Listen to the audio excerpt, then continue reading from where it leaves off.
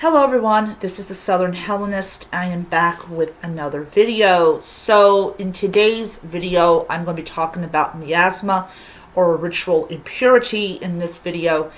So Aaliyah Kai, as much as some people may not like her, Aaliyah Kai did a really great video about miasma that if you guys have watched it and you liked it, you'll agree it's a really good video.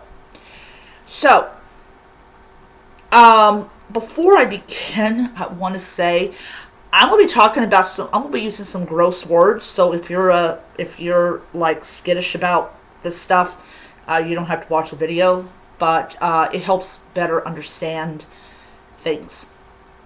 So miasma is classified as ritual impurity. Now, I'm not fluent in Greek or anything, so you're not going to be hearing me using like talking Greek or something like, or however it means to be fluent in Greek. I just want to just talk about miasma because I have not put that in any of my videos. I'm kind of looking back at the videos I've made over the course of 2 years and kind of like, oh, okay, I didn't talk about this, but I've talked about this. Because I'm trying so hard not to do repeated videos, which is really hard when you have over 200 videos. Very hard. So anybody that is interested in starting a YouTube channel and doing a lot of content, be very aware of that if you don't label your videos correctly, you might inadvertently repeat the same thing over and over again. So yeah. So let's talk about miasma. Miasma is considered ritual impurity. These are conditions or events that you have gone through as a member of the human race that makes you unable to give offerings, libations to the gods. Now, depending on what you have, you're either excluded from all rituals, or you can limit to one particular deity, all that type of stuff. So let's talk about the first miasma, which is giving birth. Now this is going to be a long video, so if you are not into long videos, please don't watch or take a break. So when we talk about birth, nowadays, when you talk about women giving birth, it is always meant with joy and, oh, looky, it's so cute. And everyone's happy. Oh, I'm a grandma. Oh, I'm a grandma again. Oh, why am I a grandma again? Well, we're a stage of the grandma thing. Be like, oh, I'm a grandma. Why am I still a grandma? Isn't this like the 23rd time I'm a grandma? It depends. And inject some humor in there. But everyone's excited. You have gender reveal parties, which are things a big waste of time. And I'm still mad about the wildfire one. You know, like, yeah, just get a fucking cake and put blue and pink on there. So, please do that. Yeah. So nowadays we have this joyful, like, oh, it's so cute, oh, looky. You know, the mother's crying because she's done with the shit and now she can enjoy the end result of it. Holding the baby and it's so cute and all that stuff. All that wonderful, wonderful stuff. So the joy of birth is actually a modern thing. So where does this stem from? Well, it stems from hundreds of years of women dying in childbirth. So if a woman gave birth to a child and didn't die, you celebrated that because she beat the odds and she gave birth to a child and then if the child lived to a certain age, you definitely celebrated it. So my own personal opinion about birthdays is it came from hundreds of years of women dying in childbirth or losing their babies if they survived it. And so for every year the child was alive, you would celebrate it, because there is this fear in the back of your skull that the child could die at any moment. So if the child reached that age, the date they were born, you had a party, you celebrated because the child has lived another year. It's all psychological. It's not because of the green card business. Prior to this belief that every year the child survived was a joyous one, giving birth was right up there to dying, because you literally pushed this whole skeletal system with flesh and muscles and arteries and veins and internal organs through a small canal and all that. And you had bodily fluids, you had blood, literally, like, you had women shitting themselves. And so it was considered a really, really polluted time. It was polluted, literally. So after yes, they cleaned the mother up, if anyone wants to know. No, they didn't let her lay in her shit, if anyone wants to know. Just for people who want to know that. So she was cleaned up, but she was considered ritualistically impure. In Sparta, they took it a little bit to the extreme.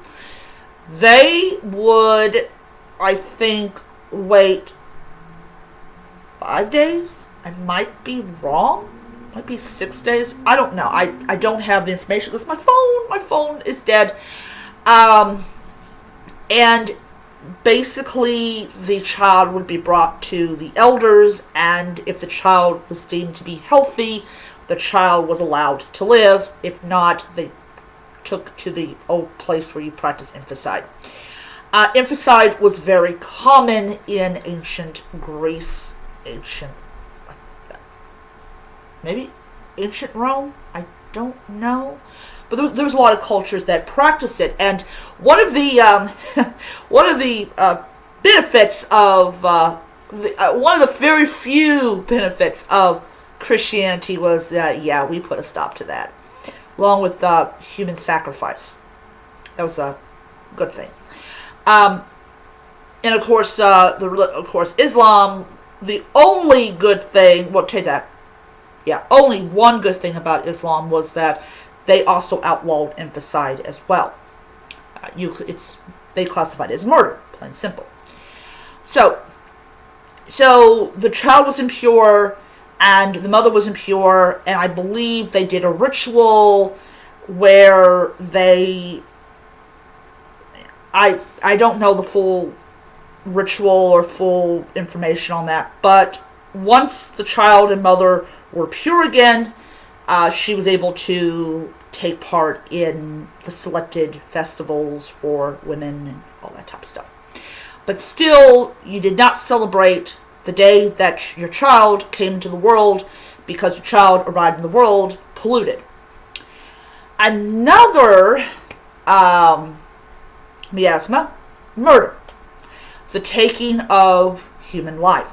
The drawing. So during war, especially during some of the most notable wars, when the troops came back from where they were at, they were considered ritualistically impure, and they had to purify themselves. And I believe there was a whole ritual for that.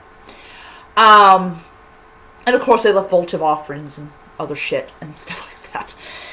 Another miasma happens to be menstrual blood. Now, I need to understand, we're talking about ancient Greece. We're not talking about modern day America. We're talking about ancient Greece. So in ancient Greece, women who when a girl started her period, she was automatically impure. And so, like, for example, there's I think it's in India, where when a girl starts her period, she's put in a hut where she may not live. And that's designed to separate her from her family, and so that she doesn't pollute the household. Of course, 9 out of 10, the child dies. Yeah. Oh, where's Betty at? Betty dead. Because snakes would come in and would like attack, like, envenomate them and all that type of stuff, and then they would like come back a couple days later and be like, yeah, where's Betty at? Go out there, Betty's dead, and Betty's been dead for a couple days. Or the girl would be like attacked by wild animals. There was, you cannot tell me they did not know there was a danger to this practice, but that's an example of separating the women from the rest of the family, because she is ritualistically impure. And sure, she's impure, period. So when after a girl went through her period, no, that's not a joke, then she would have to go through a ritual to become ritualistically pure, and then she could go and give offerings. I think one of the offerings that, I don't know if it was prior to her first period or after her first period, but she would give her toys to Artemis. I don't know. If somebody could tell me, I would definitely appreciate it highly. So let's go back to murder. So murder was considered, in my own personal opinion, the ultimate form of miasma. You have taken a human life, you have blood on you. And the most famous murder in mythology is when Heracles was driven mad by Hera. Hera couldn't stand him. And he went and killed his wife and his children. So he had to go to the Oracle of Delphi to figure out how he could be purged of this. Because, heck, the gods knew who had done it, who had caused Heracles to freaking slaughter his entire family. And so she told him what he had to do. That's how you get the 12 labors of Heracles. All because of his desire to expurge himself with it, and that was how he could get back into society. And also just made a great adventure. So another thing that we talk about birth, we talk about murder, we talked about menstrual cycle. Let's talk about stillbirth. So stillbirth was another form of miasma, because you're giving birth to a corpse, which immediately just drops you into the realm of death. So death was considered the ultimate miasma. So one of the things that, now when we talk about death being the ultimate miasma, we're talking about being in a room with a rotting corpse. So these women, they're doing these duties, and literally everything in that household is polluted. From the furniture to what they're using to bake bread, everything's polluted. So for friends to come and visit the dead, they had to purify their hands, and they had to go in there, they would see the body, all that type of stuff, and then they would go back out there, and I don't know what they did after they left the house, that they might have done it again, I don't know. Maybe they burn their clothes, I don't know, because I don't have that information on me. But one of the things that happened was, and we're going to go into Christianity here for a little bit. One of the things the church did was they targeted this particular ritual. And why? First of all, it was something that involved what they what they would deem as being idolatry. You're putting 2 coins in the eyes or either under the tongue so that the deceased would have money to give to Karen. Karen would take you across the river Styx and you would go to the underworld. So what the church ended up doing was the church ended up outlawing the practice of putting coins under the tongue. Basically, they take the body away, the body is buried in the ground, all that type of stuff. So what ended up happening was the family members who wanted to ensure that their loved one made it to the underworld, because they were terrified that their loved one would come back as a ghost. They actually took the coins and actually put it down the throat of the deceased, massaged the throat, forcing the muscles, which were going through that whole decomposition program, to do one process, doing one final act, and that was swallow the coins. It ended up in the stomach. The soul could regurgitate those coins, which was probably disgusting, but Karen understood. And they would give it to Karen, and Karen would send them across the underworld. That was one way that that closeted pagans or closeted polytheists would continue that tradition. And then it came to the point where nobody believed it anymore, and it was no longer something that was done. But still, it was considered a form of ritual pollution. So I've talked about stillbirth, I've talked about pregnancy, I've talked about blood, I've talked about murder, I've talked about death. So let's talk about disease. So disease was something that was very much prevalent in ancient times. The plague of Justinian is a prime example of a lot of people dying. So some people kind of arguing that the Athenian plague might have been the Black Death, that might have been something else. I don't know. I do plan to buy some books about like Greek history and stuff like that. But anyways, so you have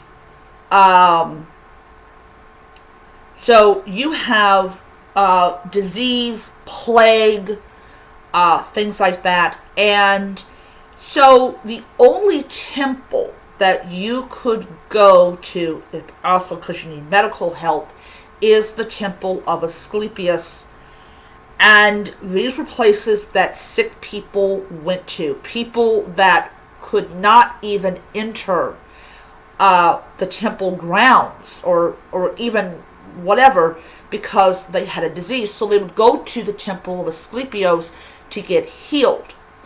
And when they were healed, they would go through the whole process of becoming ritually pure and all that. Speaking of disease and Asclepios, there was a blogger that had some kind of cancer that was being removed.